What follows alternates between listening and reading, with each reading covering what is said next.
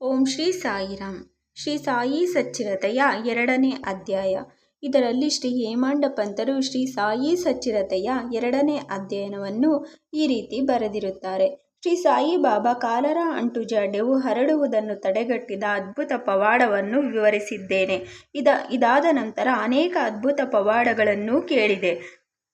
ಅದರಿಂದ ಉಂಟಾದ ಸಂತೋಷದಿಂದ ಈ ಕೃತಿ ಹೊರಹೊಮ್ಮಿದೆ.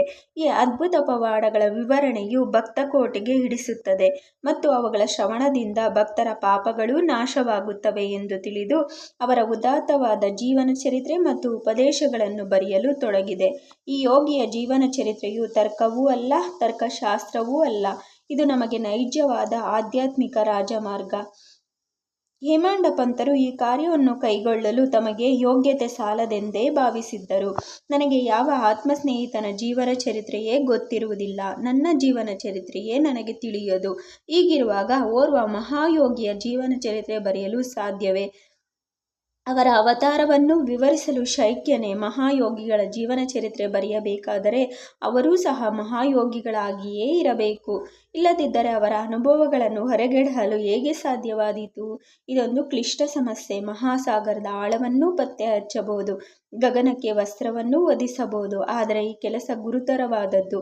ನಂತರ ನಗೆಗೀಡಾದೆನು ಎಂದು ಹೇಳಿ ಸಾಯಿಯವರ ಆಶೀರ್ವಾದವನ್ನು ಬೇಡಿದೆ ಎಂಬುದಾಗಿ ಕವಿ ಹೇಮಾಂಡ ಪಂತ ಹೇಳಿರುತ್ತಾರೆ.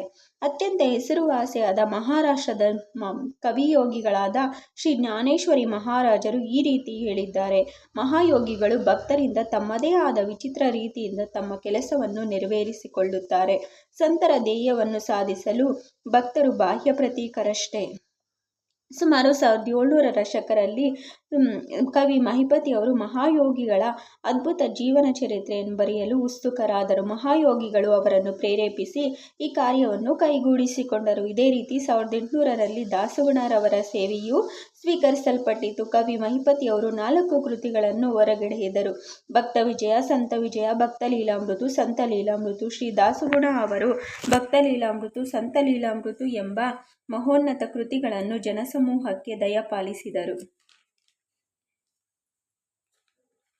ಇವುಗಳಲ್ಲಿ ಅನೇಕ ನವ್ಯ ಮಹಾಯೋಗಿಗಳ ಜೀವನ ಚರಿತ್ರೆಯೂ ಉಲ್ಲೇಖಿಸಲ್ಪಟ್ಟಿದೆ. ಭಕ್ತ ಲೀಲಾಮೃತು 31, 32 ಮತ್ತು 33ನೇ ಅಧ್ಯಯನಗಳಲ್ಲಿಯೂ ಮತ್ತು ಸಂತ ಲೀಲಾಮೃತದ 57ನೇ ಅಧ್ಯಯನದಲ್ಲಿಯೂ ಶ್ರೀ ಸಾಯಿಬಾಬಾ ಅವರ ಜೀವನ ಚರಿತ್ರೆಯನ್ನು ಕಾಣಬಹುದು. ಇವು ಸಾಯಿ ಲೀಲಾ ಮಾಸಿಕದ 11, 12 ಮತ್ತು 17ನೇ ಸಂಚಿಕೆಗಳಲ್ಲಿ ಪ್ರಕಟವಾಗಿವೆ. ಇದೇ ರೀತಿ ಶ್ರೀ ಸಾಯಿಬಾಬಾ ಅವರ ಅದ್ಭುತ ಲೀಲೆಗಳನ್ನು ಶ್ರೀಮತಿ ಸಾವಿತ್ರಿಬಾಯಿ ರಘುನಾಥ್ ತೆಂಡೂಲ್ಕರ್ ಅವರು ಚಿಕ್ಕದಾದ ಅಚ್ಚುಕಟ್ಟಾದ ಶ್ರೀ ಸಾಯಿನಾಥ ಭಜನಾಮಾಲಾ ಎಂಬ ಪುಸ್ತಕದಲ್ಲಿ ಬಹಳ ಚೆನ್ನಾಗಿ ವಿವರಿಸಿದ್ದಾರೆ. ದಕ್ಷಿಣ ಭಿಕ್ಷಾ ಸಂಸ್ಥೆ ಶಿರ್ಡಿಯ ಪ್ರಕಟಣೆಯಾದ ಶ್ರೀ ಸಾಯಿ ಪ್ರಭಾ ಎಂಬ ಪುಸ್ತಕದಲ್ಲಿ ಸಾಯಿ ಭಕ್ತರಾದ ಅಮಿದಾಸ್ ಬೇವಾನಿ ಮೆಹತಾ ಅವರು ಸಾಯಿಬಾಬಾ ಅವರ ಕೆಲವು ಕೃತಿಗಳನ್ನು ಗುಜರಾತಿಯಲ್ಲಿ ಬರೆದಿರುತ್ತಾರೆ. ಇಷ್ಟೊಂದು ಕೃತಿಗಳಿದ್ದಾಗ ಈ ಸಚ್ಚಿರತೆಯ ಅವಶ್ಯಕತೆ ಏನು ಎಂಬ ಪ್ರಶ್ನೆ ಬರುವುದು ಸಹಜ. ಇದಕ್ಕೆ ಉತ್ತರ ಬಹು ಸುಲಭ. ಶ್ರೀ ಸಾಯಿಬಾಬಾ ಅವರ ಜೀವನವು ಮಹಾಸಾಗರದಷ್ಟು ವಿಶಾಲವೂ ಮತ್ತು ಆಳವೂ ಆಗಿದೆ. ಯಾರು ಬೇಕಾದರೂ ಈ ಮಹಾಸಾಗರದಲ್ಲಿ ಮುಳುಗಿ ಜ್ಞಾನ ಮತ್ತು ಭಕ್ತಿ ಎಂಬ ಅನರ್ಘ್ಯ ರತ್ನಗಳನ್ನು ತೆಗೆದು ಭಕ್ತಕೋಟಿಗೆ ಹಂಚಬಹುದು. ಇವರ ಕಥೆಗಳು, ಉಪದೇಶಗಳು ಮತ್ತು ನೀತಿ ಪಾಠಗಳು ಬಹಳ ಅದ್ಭುತವಾಗಿವೆ. ಯಾರು ದುಃಖದಿಂದ ನೊಂದಿರುತ್ತಾರೆಯೋ, ಪ್ರಾಪಂಚಿಕ ಜೀವನದಲ್ಲಿ ಜಿಗುಪ್ಸೆ ಹೊಂದಿರುತ್ತಾರೆಯೋ ಅಂಥವರಿಗೆ ಇವು ಶಾಂತಿ ಮತ್ತು ಸಂತೋಷವನ್ನು ನೀಡುತ್ತವೆ. ಪ್ರಾಪಂಚಿಕ ಮತ್ತು ಪಾರಮಾರ್ಥಿಕ ವಿಷಯಗಳಲ್ಲಿ ಅವರಿಗೆ ಜ್ಞಾನವನ್ನು ಮತ್ತು ಅರಿವನ್ನು ಉಂಟುಮಾಡುತ್ತದೆ. ವೇದಗಳಂತೆ ಅಭಿರುಚಿ ಹಾಗೂ ಬೋಧಪ್ರದವಾದ ಶ್ರೀ ಸಾಯಿಬಾಬಾ ಅವರ ಉಪದೇಶಗಳನ್ನು ಯಾರು ಶ್ರದ್ಧೆಯಿಂದ ಕೇಳುತ್ತಾರೆಯೋ ಅವರ ಅಭೀಷ್ಟಗಳು ಸಿದ್ಧಿಸುವವು. ಈ ಕಥೆಗಳನ್ನು ಸಂಗ್ರಹಿಸಿ ಇಡುವುದೇ ನನ್ನ ಮುಖ್ಯೋಪಾಸನೆ. ಶ್ರೀ ಸಾಯಿಬಾಬಾ ಅವರ ದರ್ಶನವನ್ನು ಯಾರಿಗೆ ಪಡೆಯಲು ಆಗಲಿಲ್ಲವೋ ಅಂಥವರಿಗೆ ಈ ಕೃತಿ ಸಂತೋಷವನ್ನು ದೊರಕಿಸುತ್ತದೆ. ಆದ್ದರಿಂದ ಈ ಕಾರ್ಯದಲ್ಲಿ ನಾನು ಅನುವಾದೆ, ನಾನು ನನ್ನದು ಎಂಬ ಅಹಂಕಾರವನ್ನು ಅವರ ದಿವ್ಯ ಚರಣಾರವಿಂದುಗಳಲ್ಲಿ ಅರ್ಪಿಸಿರುತ್ತಾರೆ. ಆದ್ದರಿಂದ ದಾರಿ ಸುಗಮವಾಗಿದೆ ಎಂದು ಭಾವಿಸಿದ್ದೇನೆ. ಅವರು ನನಗೆ ಇಹ ಪರಗಳೆರಡರಲ್ಲಿಯೂ ಸಂತೋಷವನ್ನು ದೊರಕಿಸಿಕೊಡುತ್ತಾರೆ. ಎಂದೇ ನನ್ನ ಅಚಲ ನಂಬಿಕೆ. ನಾನೇ ಸ್ವತಃ ಬಾಬಾ ಅವರ ಅಪ್ಪಣೆ ಪಡೆಯಲಿಲ್ಲ. ಆದ್ದರಿಂದ ಅವರ ಆತ್ಮೀಯ ಸಖರಾದ ಮಾಧವರಾವ್ ದೇಶಪಾಂಡೆ ಅವರನ್ನು ನನ್ನ ಪರವಾಗಿ ಮಾತನಾಡಲು ಬೇಡಿಕೊಂಡನು. ಅವರು ಈ ವಿಚಾರವನ್ನು ಬಾಬಾ ಅವರಿಗೆ, ಈ ಅಣ್ಣಾ ಸಾಹೇಬರು ನಿಮ್ಮ ಜೀವನ ಚರಿತ್ರೆ ಬರೆಯಲು ಉತ್ಸುಕರಾಗಿದ್ದಾರೆ. ನಾನು ಬಡ ಫಕೀರ, ನನ್ನ ಜೀವನ ಚರಿತ್ರೆಯ ಅವಶ್ಯಕತೆ ಇಲ್ಲ ಎಂದು ದಯವಿಟ್ಟು ಹೇಳಬೇಡಿ. ನೀವು ಒಪ್ಪಿದರೆ ಅವರು ಬರೆಯಲು ಅನುವಾಗುತ್ತಾರೆ. ತಮ್ಮ ಚರಣಾ ಸೇವಾ ಬಲವೇ ಈ ಕೆಲಸವನ್ನು ಪೂರ್ತಿ ಮಾಡಿಸಿಕೊಳ್ಳುತ್ತದೆ. ನಿಮ್ಮ ಒಪ್ಪಿಗೆ ಮತ್ತು ಆಶೀರ್ವಾದವಿಲ್ಲದೆ ಯಾವ ಕಾರ್ಯವೂ ಯಶಸ್ವಿಯಾಗಿ ಮುಗಿಯಲಾರದು ಎಂದು ತಿಳಿಸಿದರು. ಆಗ ಬಾಬಾ ಅವರ ಮನ ಕರಗಿ ನನ್ನ ಮಸ್ತಕದ ಮೇಲೆ ಅಭಯ ಹಸ್ತ ಇಟ್ಟು ಉದಿ ನೀಡಿ ಆಶೀರ್ವದಿಸಿ, ನನ್ನ ಕಥೆಗಳನ್ನು ಮತ್ತು ಅನುಭವಗಳನ್ನು ಸಂಗ್ರಹ ಮಾಡು, ಟಿಪ್ಪಣಿಗಳನ್ನಿಡು, ನಾನು ಸಹಾಯ ಮಾಡುತ್ತೇನೆ. ನೀನು ಕೇವಲ ಬಾಹ್ಯ ಪ್ರತೀಕ. ನಾನೇ ನನ್ನ ಜೀವನ ಚರಿತ್ರೆಯನ್ನು ಬರೆದು ಭಕ್ತರ ಅಭಿಲಾಷೆಗಳನ್ನು ಈಡೇರಿಸುತ್ತೇನೆ. ಅಹಂಕಾರವನ್ನು ತೊರೆದು ನನ್ನ ಪಾದಾರವಿಂದುಗಳನ್ನು ಆಶ್ರಯಿಸು. ಯಾರು ತಮ್ಮ ಜೀವಿತದಲ್ಲಿ ಈ ರೀತಿ ವರ್ತಿಸುತ್ತಾರೆಯೋ ಅವರಿಗೆ ನಾನು ಸಹಾಯ ಮಾಡುತ್ತೇನೆ. ಯಾವಾಗ ನೀನು ಅಹಂಕಾರವನ್ನು ತ್ಯಜಿಸುವೆಯೋ ಆಗ ನಾನು ನಿನ್ನ ಒಳಹೊಕ್ಕು ನನ್ನ ಜೀವನ ಚರಿತ್ರೆಯನ್ನು ಸ್ವತಃ ಬರೆಯುತ್ತೇನೆ. ನನ್ನ ಕಥೆ ಮತ್ತು ಉಪದೇಶಗಳನ್ನು ಕೇಳುವುದರಿಂದ ಭಕ್ತರ ಹೃದಯದಲ್ಲಿ ನಂಬಿಕೆ ಉಂಟಾಗುತ್ತದೆ. ಆಗ ಅವರು ಸ್ವಾನುಭವ ಮತ್ತು ಪರಮಸುಖವನ್ನು ಹೊಂದುತ್ತಾರೆ. ಆದರೆ ತಮ್ಮದೇ ಆದ ರೀತಿಯನ್ನು ಪ್ರತಿಪಾದಿಸಬಾರದು, ಬೇರೆಯವರ ಸಲಹೆ ತಿರಸ್ಕರಿಸಬಾರದು, ನ್ಯಾಯದ ತರ್ಕ ವಿಚಾರ ಮಾಡಕೂಡದು ಎಂದು ಹೇಳಿದರು. ಈಗ ನನಗೆ ಹೇಮಾಂಡ ಪಂಥ ಎಂಬ ಹೆಸರು ಹೇಗೆ ದೊರಕಿತು ಎಂಬುದನ್ನು ಹೇಳುತ್ತೇನೆ. ನಾನು ಕಾಕಾ ಸಾಹೇಬ್ ದೀಕ್ಷಿತ ಮತ್ತು ನಾನಾ ಸಾಹೇಬ್ ಚಂದೋರ್ಕರ ಬಹಳ ಆತ್ಮೀಯ ಸ್ನೇಹಿತರು. ಇವರು ನನ್ನನ್ನು ಶಿರಡಿಗೆ ಹೋಗಿ ಬಾಬಾ ಅವರ ದರ್ಶನ ಪಡೆದು ಬರುವಂತೆ ಒತ್ತಾಯಪಡಿಸಿದರು. ನಾನು ಮಾತು ಕೊಟ್ಟೆನು, ಆದರೆ ಕಾರಣಾಂತರಗಳಿಂದ ಹೋಗಲಾಗಲಿಲ್ಲ. ಲೋನಾವಳದಲ್ಲಿ ನನ್ನ ಸ್ನೇಹಿತರೊಬ್ಬರ ಮಗನಿಗೆ ಬಹಳ ಕಾಯಿಲೆಯಾಗಿತ್ತು. ಯಾವ ಔಷಧಿಗಳಿಂದಲೂ ಪ್ರಯೋಜನವಾಗಲಿಲ್ಲ. ಗುರುಗಳನ್ನು ಕರೆಯಿಸಿ ಅವರನ್ನು ಮಗನ ಹಾಸಿಗೆಯ ಬಳಿ ಕೂಡ್ರಿಸಿದರು. ಅದರಿಂದಲೂ ಪ್ರಯೋಜನವಾಗಲಿಲ್ಲ. ಇದನ್ನು ಕೇಳಿ ನನಗೆ ಗುರುವಿನ ಪ್ರಯೋಜನವಾದರೂ ಏನು? ಗುರುವಿನ ಸಹಾಯದಿಂದ ಏನೊಂದೂ ಸಾಧ್ಯವಾಗದೇ ಇದ್ದರೆ ನಾನು ಶಿರಡಿಗೆ ಏಕೆ ಹೋಗಬೇಕು ಎಂದೆನಿಸಿತು. ಈ ರೀತಿ ಯೋಚಿಸುತ್ತಾ ನಾನು ಶಿರಡಿ ಪ್ರಯಾಣವನ್ನು ಮುಂದೂಡಿದೆನು.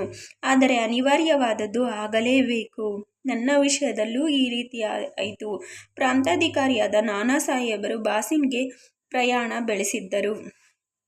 ಠಾಣಾದಿಂದ ದಾದರ್ಗೆ ಬಂದು ಬಾಸಿನ್ ಗಾಡಿಗೆ ಕಾಯುತ್ತಿದ್ದರು. ಅಷ್ಟರಲ್ಲಿ ಬಾಂದ್ರಾಗೆ ಹೋಗುವ ಲೋಕಲ್ ಬಂದಿತು.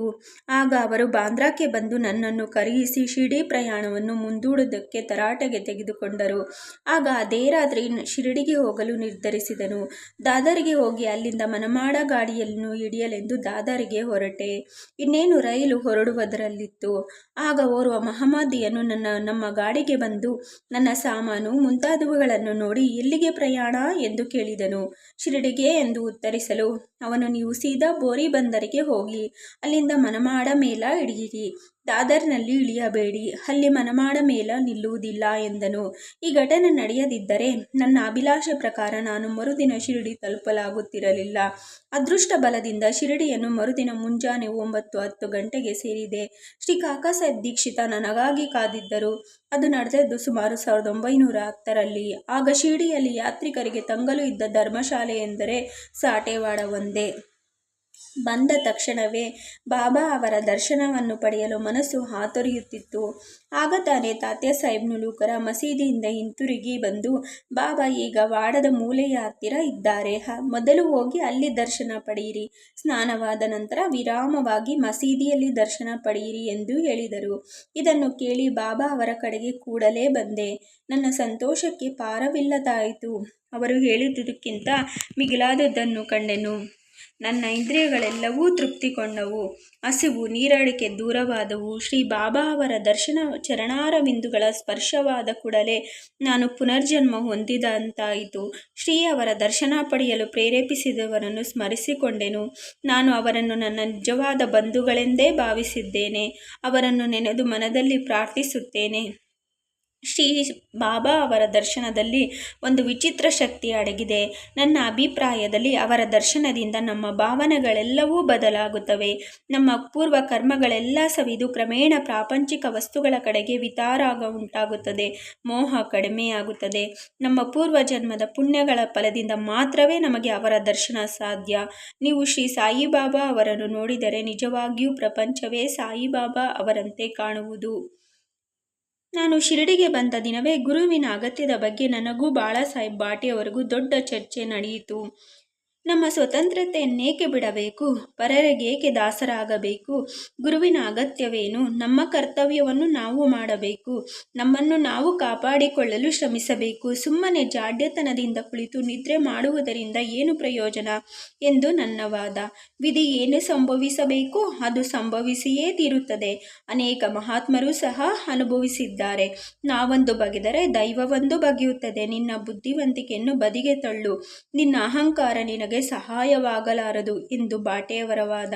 ಈ ರೀತಿ ಚರ್ಚೆ 1 ಗಂಟೆ ಕಾಲ ನಡೆಯಿತು. ಆದರೂ ಯಾವುದೊಂದೂ ನಿಲುವಿಗೆ ಬರಲಾಗಲಿಲ್ಲ. ಆದ್ದರಿಂದ ನನ್ನ ಮನಸ್ಸಿಗೆ ನೆಮ್ಮದಿ ಇರಲಿಲ್ಲ. ಅನಂತರ ನಾವು ಇತರರೊಡನೆ ಮಸೀದಿಗೆ ಹೊರಟೆವು. ಆಗ ಬಾಬಾರವರು ಕಾಕಾ ಸಾಹೇಬರನ್ನು ಕುರಿತು, ಸಾಟೇವಾಡದಲ್ಲಿ ಏನು ನಡೆಯಿತು? ಚರ್ಚೆಯ ವಿಷಯವೇನು? ಈ ಹೇಮಾಂಡ ಪಂಥ ಏನು ಹೇಳುತ್ತಾನೆ ಎಂದು ಕೇಳಿದರು. ಈ ಮಾತುಗಳನ್ನು ಕೇಳಿ ನನಗೆ ವಿಸ್ಮಯವಾಯಿತು. ನಾವು ವಾದ ಮಾಡುತ್ತಿದ್ದ ಸಾಟೇವಾಡ ಮಸೀದಿಯಿಂದ ದೂರದಲ್ಲಿತ್ತು. ಅವರು ಸರ್ವಜ್ಞರಲ್ಲದಿದ್ದ ಪಕ್ಷದಲ್ಲಿ ಈ ವಿಚಾರವನ್ನು ಹೇಗೆ ತಿಳಿಯಲು ಸಾಧ್ಯ? ಶ್ರೀ ಸಾಯಿಬಾಬಾರವರು ನನ್ನನ್ನು ಹೇಮಾಂಡ ಪಂಥ ಎಂದು ಸಂಬೋಧಿಸಿದ್ದೇಕೆ ಎಂಬ ಯೋಚನೆ ನನ್ನಲ್ಲಿ ಮೂಡಿತು. ಈ ಪದದ ಮೂಲ ಹೇಮಾದ್ರಿ ಪಂಥ. ಹೇಮಾದ್ರಿ ಪಂಥರವರು ಯಾದವ ಕುಲದ ದೇವಗಿರಿ ಮಹಾರಾಜರಾದ ಮಹಾದೇವ ಮತ್ತು ರಾಮದೇವ ರಾಜರಿಗೆ ಮಂತ್ರಿಯಾಗಿದ್ದರು. ವಿದ್ಯಾವಂತರು, ಸದ್ಗುಣ ಸಂಪನ್ನರೂ ಆಗಿ ಚತುರ್ವರ್ಗ ಚಿಂತಾಮಣಿ, ರಾಜ್ಯ ಪ್ರಶಸ್ತಿ ಮುಂತಾದ ಗ್ರಂಥಗಳ ಕರ್ತೃಗಳಾಗಿದ್ದರು. ನವರೀತಿಯ ಲೆಕ್ಕದ ವಿಧಾನವನ್ನೂ ಕಂಡುಹಿಡಿದಿದ್ದರು. ಮೋಡಿ ಲಿಪಿಯನ್ನು ಸೃಷ್ಟಿಸಿದವರು. ನಾನಾದರೂ ಇದಕ್ಕೆಲ್ಲ ತದ್ವಿರುದ್ಧ, ಸಾಮಾನ್ಯ ಮಾನವ. ಆದುದರಿಂದ ನನಗೇಕೆ ಈ ಬಿರುದನ್ನು ದಯಪಾಲಿಸಿದರು ಎನಿಸಿತು. ಅರ್ಥವಾಗಲಿಲ್ಲ. ಕೂಲಂಕುಷವಾಗಿ ವಿಚಾರ ಮಾಡತೊಡಗಿದೆ. ಆಗ ಈ ಬಿರುದು ಕೊಟ್ಟಿರುವುದು ನನ್ನ ಅಹಂಕಾರ ನಿರ್ಮೂಲನಕ್ಕಾಗಿ ಎಂದು ಮನಗಂಡೆನು.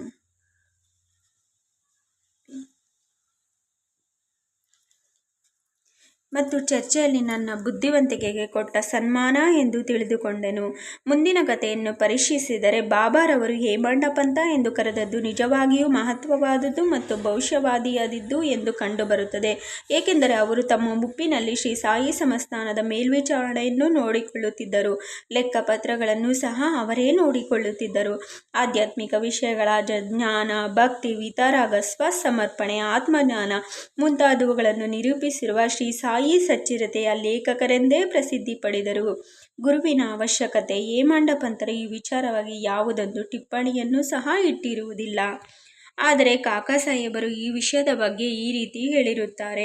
ಹೇಮಾಂಡ ಪಂಥರನ್ನು ಸಂಧಿಸಿದ ಮಾರನೇ ದಿನವೇ ಶ್ರೀ ಕಾಕಾ ಸಾಹೇಬ್ ದೀಕ್ಷಿತರು ಶ್ರೀ ಬಾಬಾರವರಲ್ಲಿಗೆ ಹೋಗಿ, ನಾನು ಈಗ ಶಿರಡಿ ಬಿಡಬಹುದಲ್ಲವೇ ಎಂದು ಕೇಳಿದರು. ಆಗ ಅಲ್ಲಿದ್ದ ಕೆಲವರು ಎಲ್ಲಿಗೆ ಎಂದು ಕೇಳಲು ಬಾಬಾರವರು ಮೇಲಕ್ಕೆ ಎಂದರು. ಆಗ ಅಲ್ಲಿಯೇ ಇದ್ದ ಓರ್ವ, ದಾರಿ ಹೇಗಿದೆ ಎಂದು ಪ್ರಶ್ನಿಸಿದನು. ಬಾಬಾರವರು, ಅಲ್ಲಿಗೆ ಹೋಗಲು ಅನೇಕ ದಾರಿಗಳಿವೆ. ಇಲ್ಲಿಂದಲೂ ದಾರಿ ಇದೆ. ಆ ದಾರಿ ಬಹಳ ಕಠಿಣವಾದದ್ದು. ದಾರಿಯಲ್ಲಿ ಹುಲಿ ಮತ್ತು ತೋಳುಗಳಿವೆ ಎಂದರು.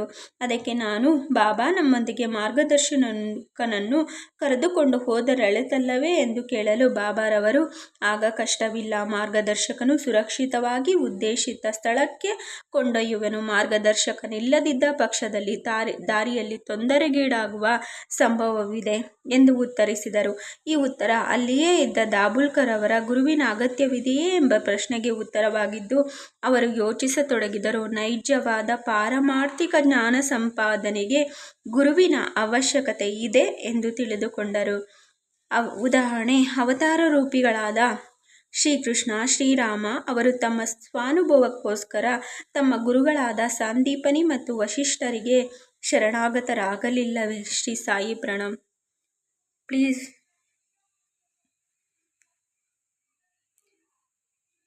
ವೀಕ್ಷಕರೇ, ನನ್ನ ವಿಡಿಯೋ ಇಷ್ಟ ಆದರೆ ಲೈಕ್ ಮಾಡಿ, ಹಾಗೆಯೇ ಶೇರ್ ಮಾಡಿ. ಈ ಶ್ರೀ ಸಾಯಿ ಸಚ್ಚರಿತೆಯನ್ನು ಯಾರು ಪ್ರತಿದಿನ ಪಠಣ ಮಾಡಿರುತ್ತಾರೆಯೋ ಅವರ ಕಷ್ಟಗಳೆಲ್ಲವನ್ನೂ ಸಹ ಶ್ರೀ ಸಾಯಿಬಾಬಾರವರು ನಿವಾರಿಸುತ್ತಾರೆ. ಓಂ ಶ್ರೀ ಸಾಯಿ ಪ್ರಣವ್.